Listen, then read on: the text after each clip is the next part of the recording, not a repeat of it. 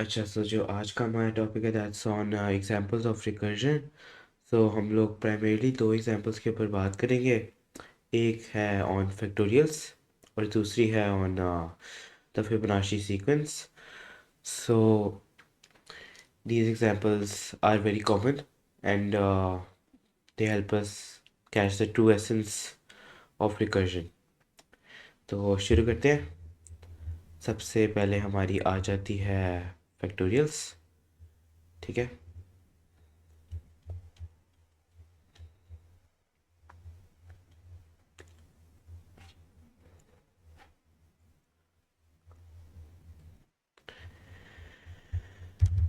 तो यहाँ पे अगर हम इस कोड की बात करें तो ये एक बेसिकली रिकर्सिव फैक्टोरियल फंक्शन है।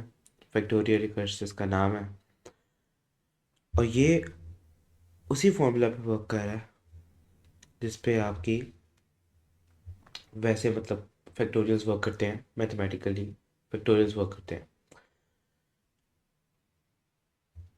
जैसे कि आपका ये तो सिंपल सी स्टेटमेंट्स है ये वाली कि आपका अगर फैक्टोरियल ज़ीरो है और आपका फैक्टोरियल वन है तो उसका आंसर हमेशा पॉजिटिव वन आ रहा है। ठीक है। तो ये वही रिटर्न कर रहा है। ठीक है। लेकिन अगर आपका जो नंबर है वो ज़ीरो या वन से ज़्यादा है तो उसका आंसर डिफ़र करेगा। उसका आंसर कुछ और आएगा और वो इस फॉर्मूला पे आएगा। Return n multiplied by factorial recurs n-1। ठीक है। इससे आपका आंसर आएगा और ये कैसे आएगा ये सारी एक्सप्लेनेशन इसकी मैं देता हूँ। सो अब यहाँ पे फॉर एग्जांपल हम अज्यूम करते हैं n को कि n is equal to 5। Let's just assume this fact. ठीक है। अब ये वाली जो स्टेटमेंट्स हैं ये तो नहीं चलेंगी। ठीक है। जब ये मतलब कि स्टेटमेंट फॉल्स हो गई तो ये भी नहीं चलेगी। ठीक है। तो हम रिटर्न पे आएंगे। n मल्टीप्लाई होगा। ठीक है। फैक्टोरियल रिकर्स n-1 के साथ दोबारा कॉल हो जाएगा। ठीक है। सो n-1 मतलब कि 4 के साथ दोबारा कॉल हो जाएगा। तो हम थोड़ा नीचे जाते हैं। Let's just copy paste this whole thing again. ठीक है। और अब यहाँ पे हमारा n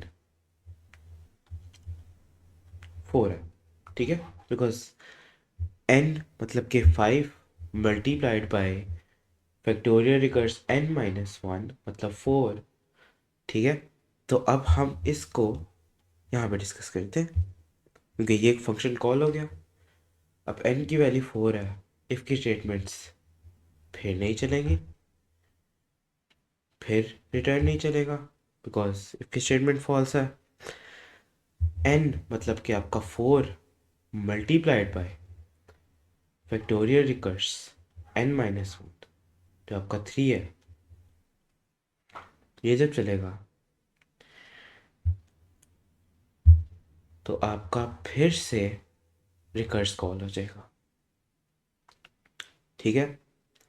अब फैक्टोरियल रिकर्स 3 कॉल होगा फिर 2 कॉल होगा फिर 1 कॉल होगा। यहाँ पे 3 से मल्टीप्लाई करके ये फैक्टोरियल रिकर्स सॉरी 4 से मल्टीप्लाई करके फैक्टोरियल रिकर्स 3। ठीक है। फैक्टोरियल रिकर्स 3 इस तरह वर्क कर रहा है। लेकिन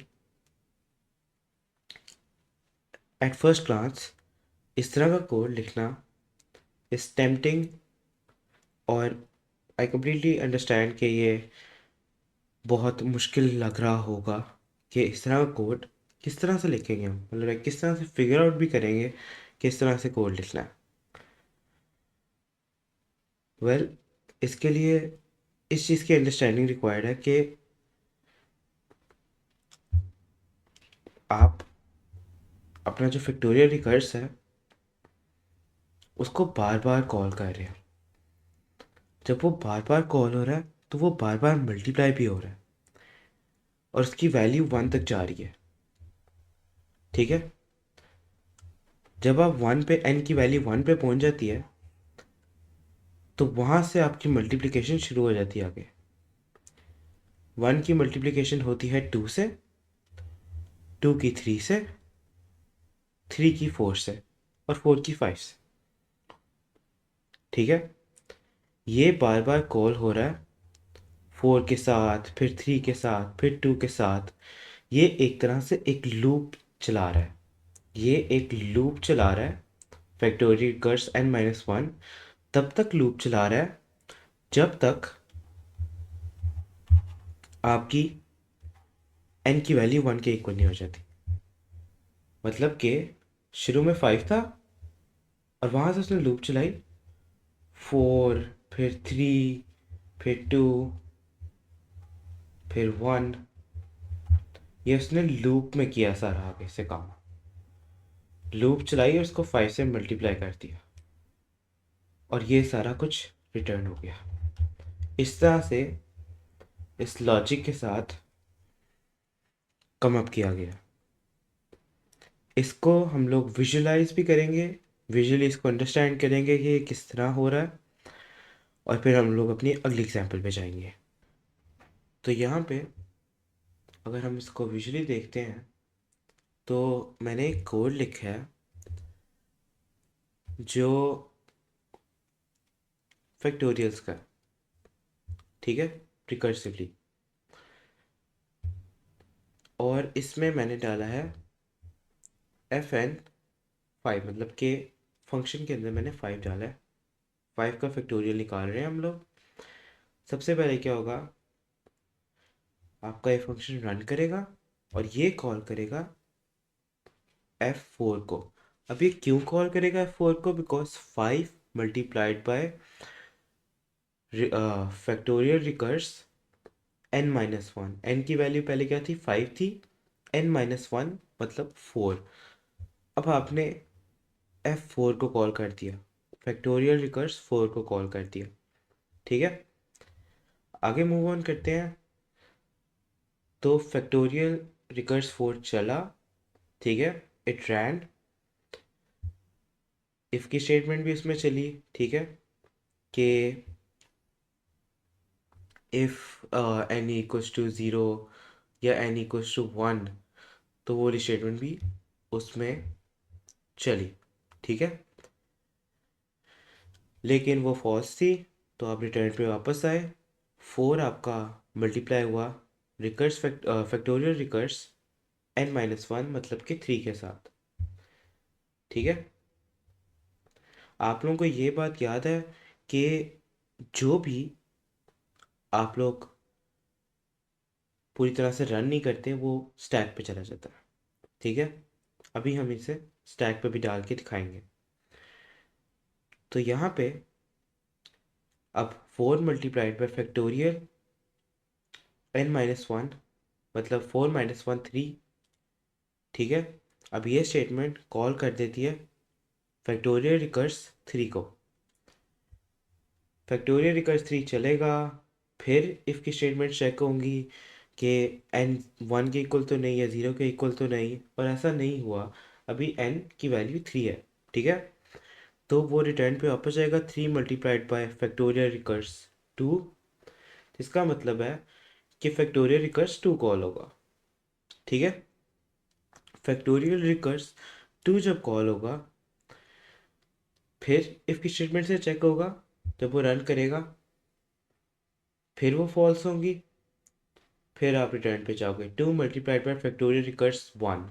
और जब ये 1 हुआ है तो फाइनली आपके पास इफ़ की स्टेटमेंट्स में 1 मैच करेगा, रिटर्न 1 आएगा। ठीक है, लेकिन अब हमारा रिटर्न 1 हुआ है, हमारा स्टैक अभी भी फुल है। हमने स्टैक को अब एम्प्टी करना है। जो भी हमारे फंक्शंस अभी तक पूरी तरह से एग्जीक्यूट नहीं हुए, जिन्होंने अभी तक वैल्यू रिटर्न नहीं की, बिकॉज उन्होंने वैल्यू रिटर्न नहीं की क्योंकि वो किसी और फंक्शन को आगे से कॉल करते। हमारा शुरू में आपको याद होगा फैक्टोरियल रिकर्स 5 जब हमने स्टार्ट किया था तो उसने फैक्टोरियल रिकर्स 4 को कॉल किया था। रिटर्न की स्टेटमेंट पूरी तरह से एग्जीक्यूट नहीं हुई थी तब तक, जब तक आपका फैक्टोरियल रिकर्स 5 में रिटर्न n मल्टीप्लाइड मतलब 5 multiplied by factorial recurs 4, factorial recurs 4 पूरी तरह से इवैल्यूएट नहीं होगा, हमारा रिटर्न नहीं हो सकता फाइनल आंसर हमारे मेन में। फैक्टोरियल रिकर्स 4 ने 3 को कॉल किया, फैक्टोरियल रिकर्स 3 ने 2 को कॉल किया, 2 ने 1 को किया। अब 1 वापस जाएगा 2 में और 2 की वैल्यू रिटर्न करेगा 3 को, 3 वापस जाएगा 4 में और 4 की वैल्यू रिटर्न करेगा, और ये सारे n से मल्टीप्लाई हो के अपनी वैल्यूज़ रिटर्न करते जाएंगे। तो यही हो रहा है। F1 जब आपका चला उसका आंसर 1 आया, वो वापस गया 1 को लेके फैक्टोरियल रिकर्स 2 में, ठीक है, जो फंक्शन आपका स्टैक पे था। अब आपका फैक्टोरियल रिकर्स 2 चलेगा, ठीक है। फैक्टोरियल रिकर्स 2 जब चलेगा तो उसमें सिर्फ एक स्टेटमेंट रह गई है, वो है return n multiplied by factorial recurs 1 की। फैक्टोरियल रिकर्स 1 हमने वैल्यूएट कर लिया था, उसका आंसर था 1, ठीक है। अब n मल्टीप्लाइड बाय 1 होगा, मतलब कि 2 मल्टीप्लाइड बाय 1 जिसका आंसर 2 आता है। ये चीज़ आपकी रिटर्न होगी आपके फैक्टोरियल रिकर्स 3 को। फैक्टोरियल रिकर्स 3 में याद होगा रिटर्न की स्टेटमेंट रह गई थी, रिटर्न की स्टेटमेंट थी n मल्टीप्लाइड बाय मतलब 3 multiplied by factorial recurs 2। Factorial recurs 2 का आंसर 2 आ रहा था।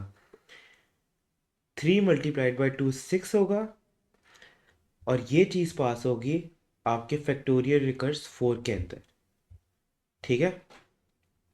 फैक्टोरियल रिकर्स 4 में आपका जो लास्ट स्टेटमेंट थी रिटर्न की statement 4 multiplied by 6, 4 multiplied by factorial 3, factorial 3 evaluate हुआ 6 को, 6 के इक्वल इवेल्यूएट हुआ फैक्टोरियल 3, बिकॉज फैक्टोरियल 3 में 3 मल्टीप्लाई हुआ था फैक्टोरियल 2 के साथ, फैक्टोरियल 2 इवेल्यूएट हुआ 2 के, बिकॉज फैक्टोरियल 2 के अंदर 2 मल्टीप्लाई हो रहा था आपका फैक्टोरियल 1 के साथ जिसका आंसर 1 था, ठीक है। ये सारा 6 जो था बन के फैक्टोरियल 4 के अंदर return statement n multiplied by 6 हुआ, मतलब 4 मल्टीप्लाइड बाय 6 जिसका आंसर आया 24। ये 24 आपका पास हुआ फैक्टोरियल 5 की लास्ट स्टेटमेंट, मतलब कि आपकी 5 मल्टीप्लाइड बाय फैक्टोरियल 4 में 24 वॉज इक्वल टू फैक्टोरियल 4। अब ये 24 5 से मल्टीप्लाई होगा और आपका जो फाइनल आंसर आएगा वो 120 होगा। रिटर्न्स 120। स्टैक में आपका यही चीज़ को दिखाया जा सकता है कि जब आपका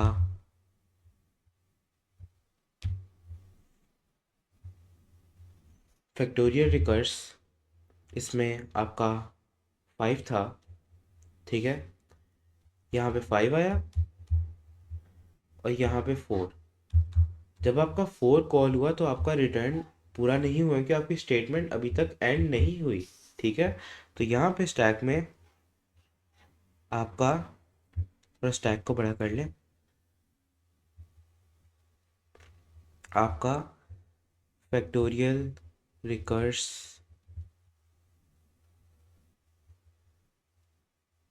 5 रह गया, ठीक है। अब ये 4 फैक्टोरियल रिकर्स 4 कॉल हुआ, फिर ये स्टेटमेंट्स नहीं चली, फिर आप इधर आए, इधर अब 4 है, ठीक है, आप इधर आए, 4 की जगह अब यहाँ पे 3 है।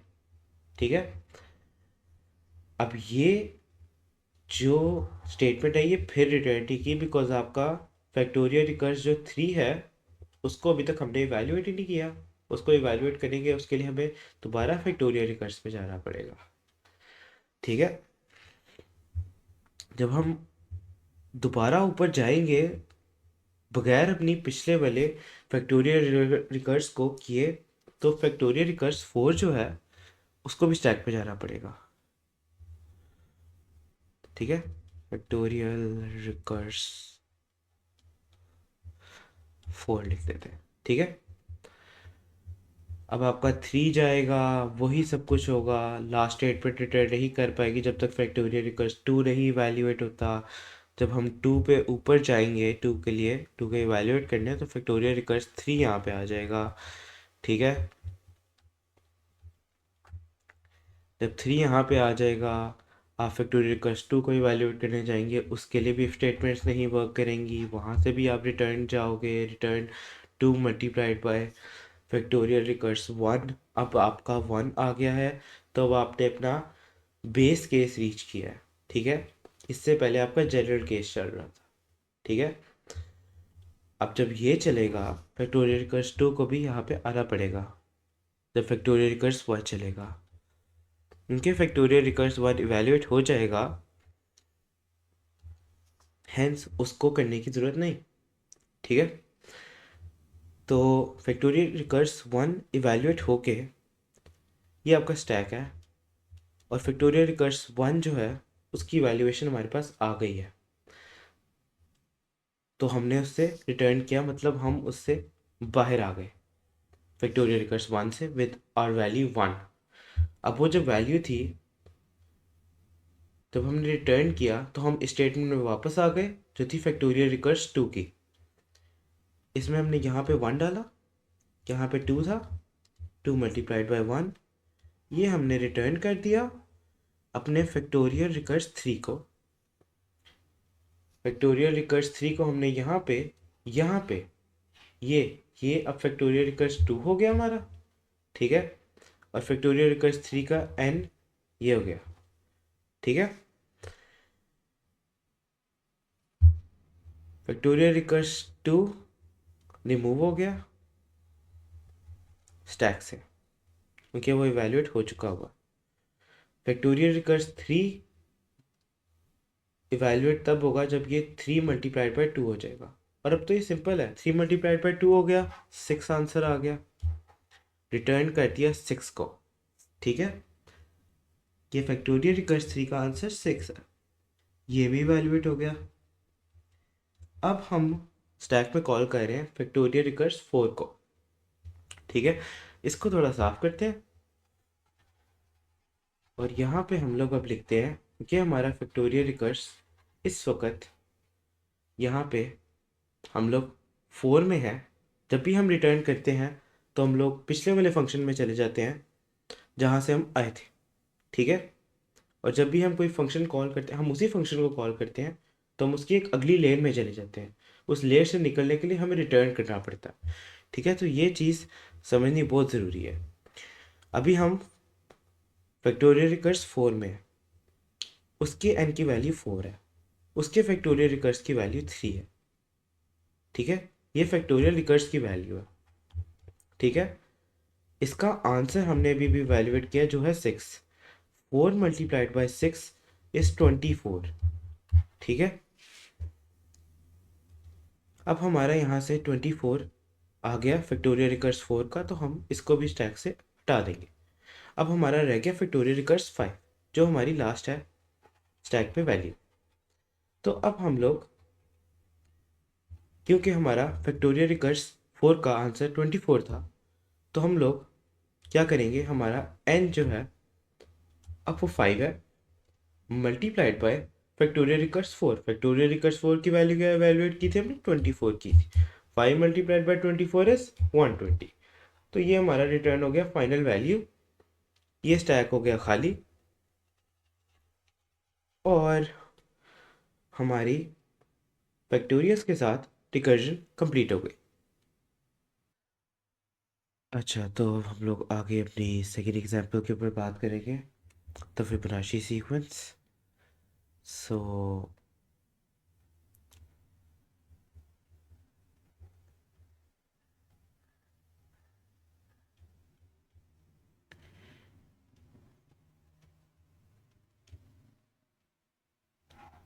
I hope I got the spelling right. तो फिबोनाची सीक्वेंस समझने से पहले हमारे पास कुछ दो प्री रिक्वेस्टीज हो गए। उनमें से एक तो ये है कि हमें ये बात समझनी पड़ेगी कि जो रिटर्न है, जब रिटर्न स्टेटमेंट हमारी एक्चुअली में स्टैक पे जा रही होती है, रिटर्न स्टेटमेंट वाला वाले पॉइंट से हम लोग स्टैक पे जा रहे होते हैं, तो that is equivalent to your function to some extent. ठीक है।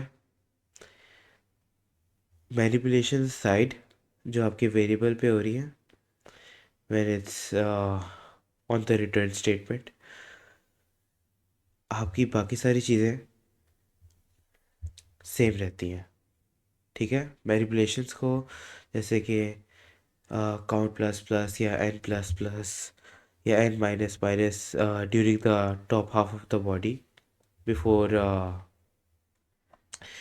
एनी रिकर्सिव कॉल, कि कोई रिकर्सिव कॉल होने से पहले ही कोई आपका वेरिएबल, फॉर एग्जांपल आपकी अगर ऊपर वाली एग्जांपल हम लोग ले लेते हैं, द फैक्टोरियल वन, तो उसमें हमारी रिटर्न स्टेटमेंट थी return n multiplied bye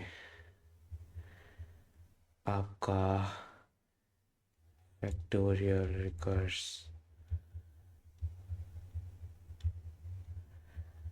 N minus one. So any manipulation of n aside, ठीक है, के ऊपर बॉडी के, अब आपने फैक्टोरियल रिकर्स को यहाँ पे कॉल किया है, लेकिन अगर एन की कोई मैनिपुलेशन हुई है, n plus plus, just assume, या एन माइनस माइनस, तो असाइड फ्रॉम दैट उस चीज़ को तो कंसिडर करना ही करना है। आपकी जो रिटर्न स्टेटमेंट है that is equal to your function call in your stack. मतलब कि हम लोग अपना, अब हम लोग जब इसको कॉल करते थे, फॉर एग्जांपल अगर हमारा 5 है एन, ठीक है, लेट्स हैव सम कलर, अगर हमारा 5 है एन, ठीक है, तो वो फैक्टोरियल रिकर्स 4 को कॉल कर रहा है, अभी हमारा रिटर्न नहीं हुआ। ठीक है। यही हमने डिस्कस किया था ना प्रीवियस एग्जाम्पल में। तो 4 हमारा जब कॉल होगा, 5 कंप्लीट नहीं हुआ, उसका रिटर्न नहीं हुआ, तो हमारा फैक्टोरियल रिकर्स 5 स्टैक पे आ जाएगा।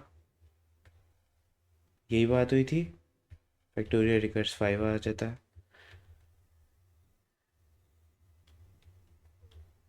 फिर 4 आ जाता है, फिर 3 एंड सो ऑन। ठीक है।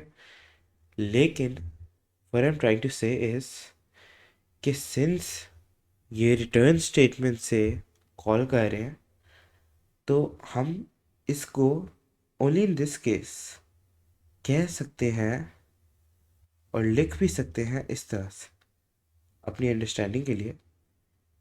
रिटर्न, रिटर्न ना ही लिखो, बस ये लिख लो,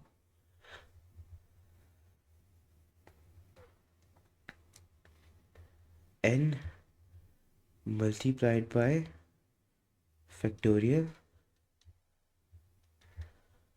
4, N multiplied by factorial 3, factorial recurse of course, and so on. अब यहाँ पे और यहाँ पे ये दोनों कैलकुलेशंस के हिसाब से भी सेम है, ठीक है। कैलकुलेशंस के हिसाब से भी these are the same thing, और फ़र्क नहीं पड़ता, ठीक है। There is basically no difference between factorial recurs 5 and multiplied by factorial recurs 4. So इस चीज़ का यूज़ होगा हमारी फिबोनाची सीक्वेंस में for understanding. The second thing which is needed is your understanding of operator precedence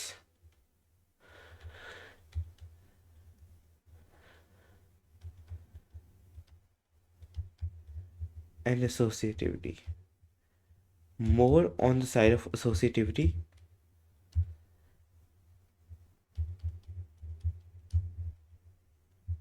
Associativity इस तरह से कि left associativity कि आपका कंपाइलर ज़्यादातर चीज़ों को, ज़्यादातर स्टेटमेंट्स को from the left side read करता है, and from the left side it goes to the right. और जब तक लेफ़्ट साइड आपकी फिगर आउट नहीं होगी वो राइट साइड पे नहीं जाएगा। अगर आपके लेफ़्ट साइड पे कोई फंक्शन है, ठीक है, राइट साइड पे चाहे जो मर्ज़ी मल्टीप्लाई हो रहा हो, ऐड हो रहा हो, जो मर्ज़ी हो रहा हो, ठीक है, इट डजेंट रियली मैटर जब तक आपकी लेफ़्ट साइड इवैल्यूएट नहीं होगी और ये पूरी स्टेटमेंट आपकी स्टैक पे जाएगी, ठीक है। सो ये चीज़ अंडरस्टैंड करने वाली थी, हमेशा स्टैक पे पूरी स्टेटमेंट जाती है, चाहे इवैल्यूएट एक सेक्शन ही हो रहा हो, एक पार्ट ही हो रहा हो, ठीक है। सो ये दोनों चीज़ें अंडरस्टैंड करनी थी। तो अब हम लोग फिबोनाची सीक्वेंस पे आते हैं। सो फिबोनाची सीक्वेंस है क्या? फिबोनाची सीक्वेंस असल में है क्या? Fib sequence it basically looks like this.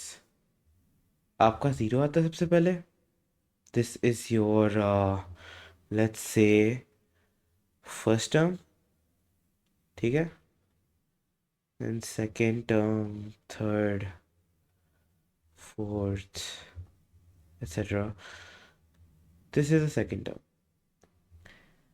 ठीक है, and the third term will be the addition of the first and the second term, ठीक है। तो इसका आंसर 1 होगा, लेकिन फोर्थ का आंसर 2 होगा, फिफ्थ टर्म का आंसर 2 + 1 3 होगा, 2 + 1 3, सिक्स्थ का आंसर 2 + 3 5 होगा, एंड सो ऑन। इस तरह से बेसिकली ये वर्क करती है। थोड़ी बहुत टर्म्स में displacement based on the code होगी, लेकिन दैट्स फाइन जब तक आपको अंडरस्टैंडिंग में कोई इशू ना हो, ठीक है। सो जो हमारा कोड है इसका वो कुछ इस तरह का दिखता है, ठीक है। This is the code. इसमें हमारा एक इंट रिटर्न होता है, इंट वैल्यू रिटर्न होती है ऑफ कोर्स।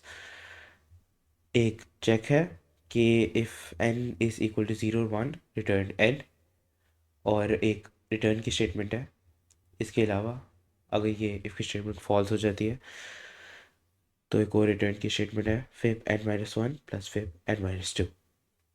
सो ये पूरा एक फंक्शन है यहाँ से लेके यहाँ तक, और ये इस सारी चीज़ को कैरी कर रहा है। अभी कैसे कर रहा है? अगर फॉर एग्ज़ाम्पल हम लोग ले लेते हैं थोड़ा सा छोटा ले लेते हैं number, let's say n is equal to 3, ठीक है। अब हमारी ये जो स्टेटमेंट है f की, ये तो नहीं चलेगी, मतलब ये भी नहीं चलेगा, तो आप इधर आ जाओगे, ठीक है, मतलब इस पे, और फिर आप फिब n-1 को कॉल करोगे। ये पूरी स्टेटमेंट यहाँ से लेके यहाँ तक सारी स्टैक पे जाएगी, लेकिन फिर n-1 पहले चलेगा, ठीक है। और ये बाकी सारा इग्नोर हो जाएगा तब तक के लिए। अब जब फिर n-1 मतलब कि फिर 2 चलेगा, स्टैक पे आपका कुछ इस तरह से आएगा। स्टैक जो दिखेगा आपका वो दिखेगा कुछ इस तरह से, क्योंकि मैंने आपको अभी भी बताया कि अगर आपकी कॉल एक हो रही है, जैसे फिर n-1 हो रहा है, मतलब फिर 2 कॉल हो रहा है, तो आपकी स्टैक पे पूरी स्टेटमेंट क्यों जा रही है? बिकॉज फिर 3 इग्नोर हो गया, ठीक है। फिर की वैल्यू 3 थी, वो इग्नोर हो गया, वो रिटर्न नहीं कर पाया अपने आप को।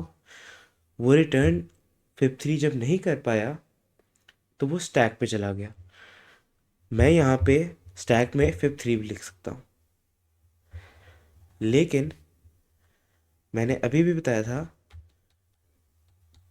कि जब रिटर्न स्टेटमेंट मेरी रिकर्सिव कॉल हो रही हो, तो वो रिटर्न स्टेटमेंट आपके रिकर्सिव कॉल के इक्वल होती है। तो फिब 3 की जगह मैं ये लिख सकता हूँ फिब 2 प्लस फिब 1। इसमें कोई गलती नहीं है। रिटर्न स्टेटमेंट क्या है? फिब 2, फिब मतलब n-1 n3 है, 3-1 2 plus fib 3-2 1, fib 2 plus fib 1, ठीक है। अब हम लोग फिब 2 को इवेल्युएट करेंगे पहले, ठीक है, बिकॉज लेफ्ट एसोसिएटिविटी से स्टेटमेंट्स रीड हो रही हैं। लेफ्ट एसोसिएटिविटी की वजह से फिब 2 को पहले इवेल्युएट किया जाएगा, और उससे जो रिटर्न स्टेटमेंट क्रिएट होगी उसको हम लोग स्टैक पे डालेंगे। वैसे तो फिब 2 को ही डालेंगे, लेकिन उसकी रिटर्न स्टेटमेंट को भी डाल सकते हैं जब रिकर्सिव कॉल उस पर हो रही हो, ठीक है। तो फिब 2 को कॉल किया, फिब 2 इफ स्टेटमेंट्स अगेन नहीं चली और आप रिटर्न स्टेटमेंट पे आए, तो अब यहाँ पे हम लिख सकते हैं इस तरह करके फिब 2। लेकिन the better way to write it will be like this, आपके अंडरस्टैंडिंग के लिए, ईज के लिए।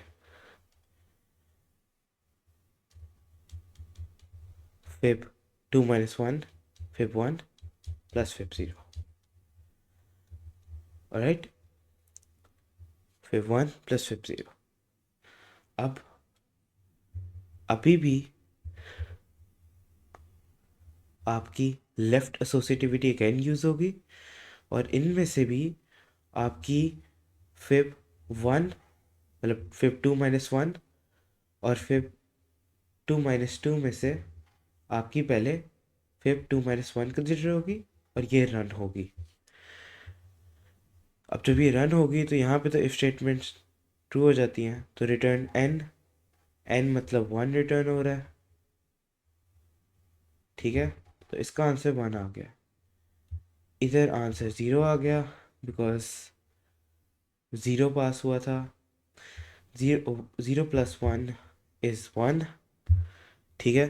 तो फिर 1 प्लस 0 इवेल्युएट्स टू 1, तो ये स्टैक से उतर गए। फिर 1 प्लस फिब 0 आपको याद होगा कि फिब 2 के इक्वल था, तो आपका फिब 2 जो है यहाँ पे वो सक्सेसफुली इवेल्युएट हो चुका है। अब क्या रह गया? अब आपका रह गया फिब 1, इसका फिब 1 रह गया, ठीक है। ये रहता है, ये क्या है?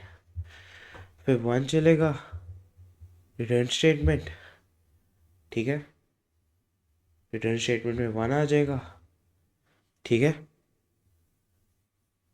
और यहाँ पे आपका फिब 2 का जो आंसर था वो तो 1 प्लस 0 था, right, because fib 2 evaluated to fib 1 plus fib 0, और fib 1 evaluated to 1 and fib 0 evaluated to 0. So 1 plus 0 was 1 for fib 2, and for fib 1 the answer was already 1. So the total is 2. So the third term is 2. अब यहाँ पे शायद fourth term हो,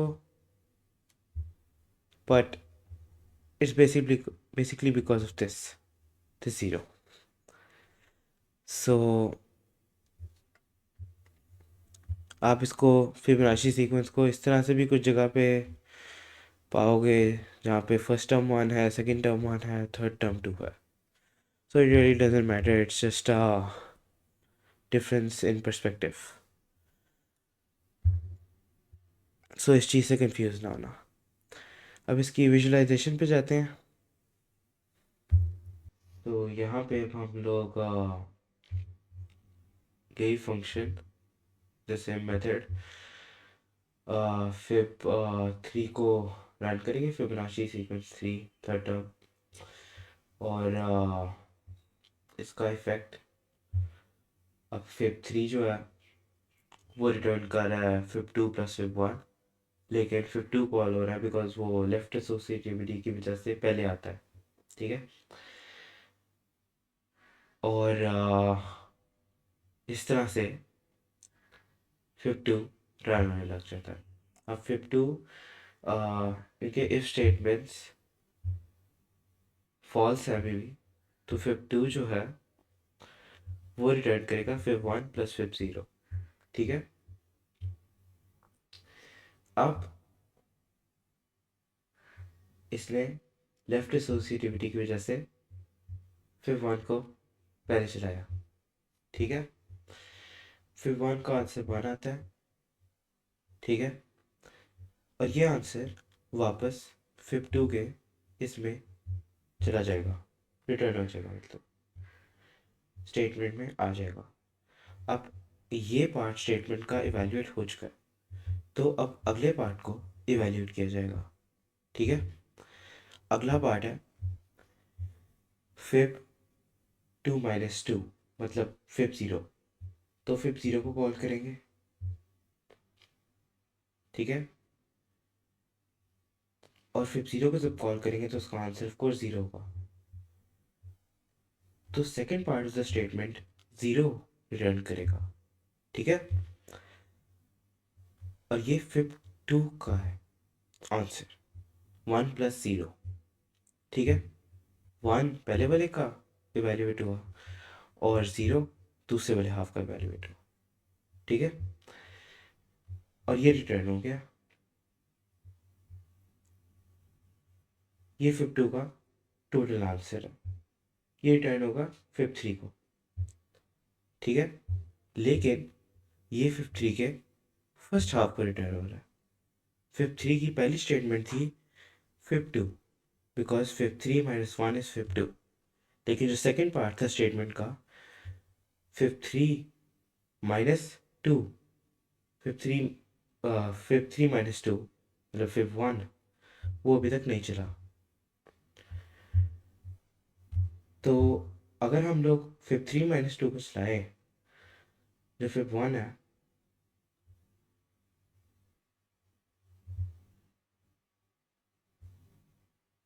तो उसका answer directly 1 आ जाएगा और वो भी से रिटर्न हो जाएगा. पहले हाफ का आंसर इवेल्युएट हुआ 1 प्लस 0 के. 1 प्लस 0 वापस रिटर्न हो गया फिब 2 का इवेल्युएट होके. और जो सेकेंड हाफ था 3 माइनस 2, उसका आंसर भी 1 ही था, वो भी इवेल्युएट हो गया और इधर वापस 1 आ गया. 1 प्लस 1 इक्वल टू 2.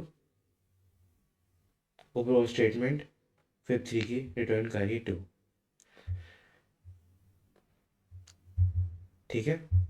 अगर हम फिब 4 के साथ यही करें तो उससे भी कोई फ़र्क नहीं पड़ेगा. अगर हम यहाँ पे फिब 4 डाल देते हैं एंड वी रन इट, तो वो इस तरह से ही वर्क करेगा.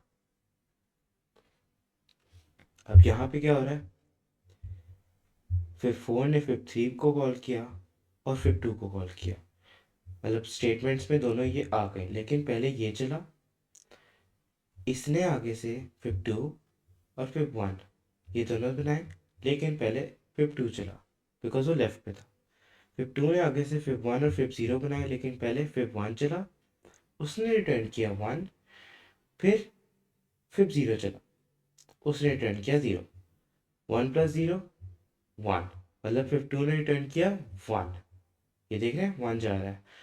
ये आया फिब थ्री में, ठीक है। पहले हाफ का मतलब फिब टू का हाफ का आंसर वन आ गया। अब वो अपना दूसरा हाफ, मतलब फिब टू का आंसर वन आया, तो फिब वन मतलब फिब थ्री माइनस टू का आंसर उसने निकालने के लिए भेज दिया। अब fib three minus two fib one होता है, फिब वन को इफ स्टेटमेंट में डायरेक्टली ही आंसर रिटर्न एन होता है, तो उसका आंसर वन आ जाता है। तो इसका आंसर अगेन टू है, और ये टू रिटर्न होता है फिब फोर को, because fib four was equal to fib three plus fib two. लेकिन अभी तक फिब टू इवेलुएट नहीं हुआ, तो फिब टू जब इवेलुएट होने जाएगा तो फिब टू चलेगा। फिब टू आगे से फिब वन और फिब ज़ीरो की स्टेटमेंट्स को रन करेगा, लेकिन पहले फिब वन की स्टेटमेंट रन होगी लेफ्ट एसोसिएटिविटी की वजह से, और उसका आंसर वन आ जाएगा। और फिब ज़ीरो की स्टेटमेंट फिर रन होगी और उसका आंसर ज़ीरो आ जाएगा, ठीक है। और वन प्लस ज़ीरो ये रिटर्न हो जाएगा फिब फोर को as it second part of the statement. तो two plus one returns three.